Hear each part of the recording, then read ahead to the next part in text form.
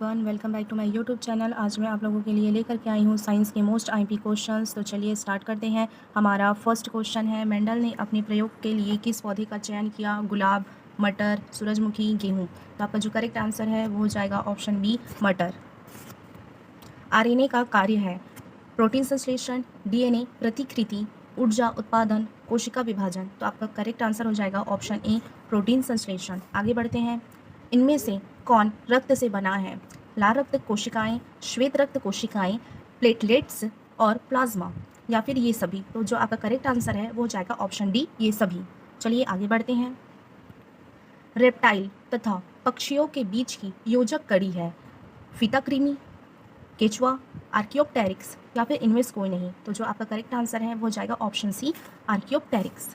चलिए आगे बढ़ते हैं। कौन सा प्रोटीन दूध का मुख्य अवयव है?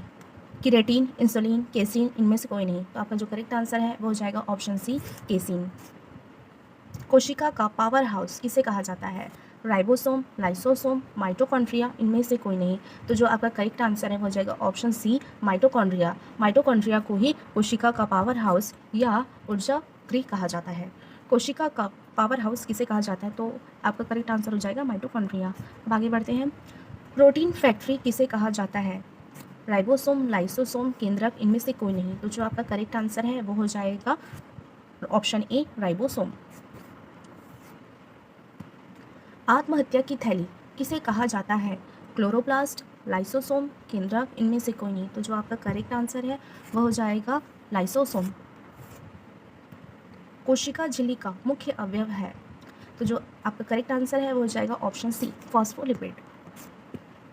हाइपोथैलेमस का एक भाग है अग्र मस्तिष्क, मध्य मस्तिष्क, पश्चिम मस्तिष्क, इनमें से कोई नहीं। तो आपका करेक्ट आंसर हो जाएगा ऑप्शन ए, अग्र मस्तिष्क।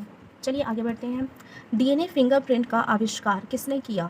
आपका करेक्ट आंसर हो जाएगा ऑप्शन बी। निम्नलिखित में से कौन सा एक बीजपत्री पौधा है? मूंगफली, चना, मकई, इनमें से कोई नहीं। तो आपका जो करेक्ट आंसर है वो है ऑप्शन सी, मकई।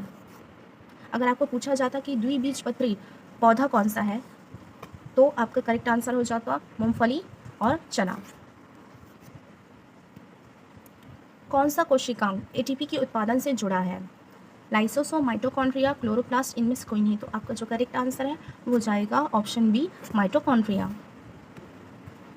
पौधे की कोशिका भित्ति किससे बनी होती है? सेल्यूलोज, कार्बोहाइड्रेट, लिपिड, इनमें से कोई नहीं। तो आपका जो करेक्ट आंसर है वो हो जाएगा ऑप्शन ए, सेल्यूलोज। मनुष्य में सांस लेने के लिए कौन सी मांसपेशी मुख्य रूप से जिम्मेदार है? पेट की मांसपेशियां, पसलियां, डायाफ्राम, इनमें से कोई नहीं। तो जो आपका करेक्ट आंसर है वो हो जाएगा ऑप्शन सी, डायाफ्राम। पौधे का कौन सा भाग प्रकाश संश्लेषण के लिए मुख्य रूप से उत्तरदायी है? पत्तियां, फूल, जड़, या फिर इनमें से कोई नहीं। तो आपका जो करेक्ट आंसर है वो हो जाएगा ऑप्शन ए, पत्तियां, क्योंकि पत्तियां ही भोजन बनाने का कार्य करती हैं।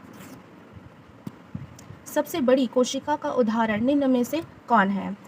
कोशिका झिल्ली, माइकोप्लाज्मा, तंत्रिका तंत्र, शुतुरमुर्ग का अंडा। तो आपका करेक्ट आंसर हो जाएगा ऑप्शन डी, शुतुरमुर्ग का अंडा। अब आगे बढ़ते हैं। कवक की कोशिका भित्ति का मुख्य घटक है, यानी कि कवक की जो कोशिका भित्ति होती है वो किससे बनी होती है? सेल्यूलोज, पेक्टिन, काइटिन, इनमें से कोई नहीं। आपका करेक्ट आंसर हो जाएगा ऑप्शन सी, काइटिन। वनस्पति जगत का उभयचर किसे कहा जाता है? शैवाल, फंगस, ब्रायोफाइटा, टेरिडोफाइटा। आपका करेक्ट आंसर हो जाएगा ऑप्शन सी, ब्रायोफाइटा। अब आते हैं हम अपने लास्ट क्वेश्चन पर। क्रेब्स चक्र का स्थल कौन सा है? लाइसोसोम, राइबोसोम, माइटोकॉन्ड्रिया, या फिर इनमें से कोई नहीं। तो जो आपका करेक्ट आंसर है वो हो जाएगा ऑप्शन सी, माइटोकॉन्ड्रिया।